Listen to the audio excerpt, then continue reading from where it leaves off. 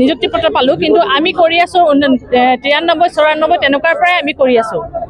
গতিকে আমাক কিহৰ কাৰণে আমাক টেট লাগে? আমি পাছ কৰোৱাত আমি পঢ়োৱা ল'ৰা ছোৱালীয়ে তেওঁলোকে টেট পাছ কৰিছে, তেওঁলোকৰ কাৰণে হেৰি কৰা এইটো যোগ্য হয়, কিন্তু আমাৰ কাৰণে কিহৰ টেট লাগে? আমি DLED কৰিলোঁ তেওঁলোকে কোৱা অনুসৰি। DLED কৰাৰ পিছত আমাকতো টেটৰ কোনো দৰকাৰ নাই নহয়, কাৰণ আমাৰ 25-30 বছৰ হৈ গৈছে চাকৰি কৰা। গতিকে এতিয়া আমি টেট আমি আমাৰ কাৰণে নহয় বুলি আমি ভাবোঁ, আৰু সেইটোৱে টেট নালাগে আমাক ডাইৰেক্ট শিক্ষকৰ মৰ্যাদা দিয়ক, টেট ৰেহাই দিব লাগে। কাৰণ ইতিমধ্যে বহুতৰে মৃত্যু হ'ল, আৰু যি কিছুমান আছে তেওঁলোকৰ খুব বেছি 7 বছৰ, 8 বছৰ, 4 বছৰ, 2-3 বছৰো আছে।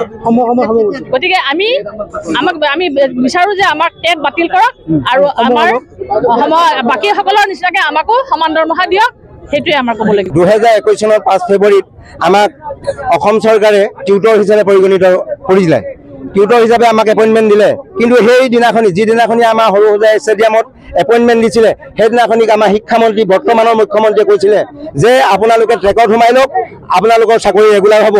সেই সূত্ৰে আমি এপইণ্টমেণ্ট গ্ৰহণ কৰিছিলোঁ। কিন্তু আজি 4 বছৰ দিন পাৰ হৈ গ'ল, আমি বিভিন্ন কাৰ্যসূচী অৱলম্বন কৰিছোঁ, আমাৰ কেন্দ্ৰীয় কমিটিয়ে কৰিছে, কিন্তু আজিলৈকে মুখ্যমন্ত্ৰীয়ে আজিলৈকে আমাক লগ দিয়া নাই বা আমাৰ সমস্যা সমাধান কৰি দিয়া নাই আজি মুহূৰ্তলৈকে।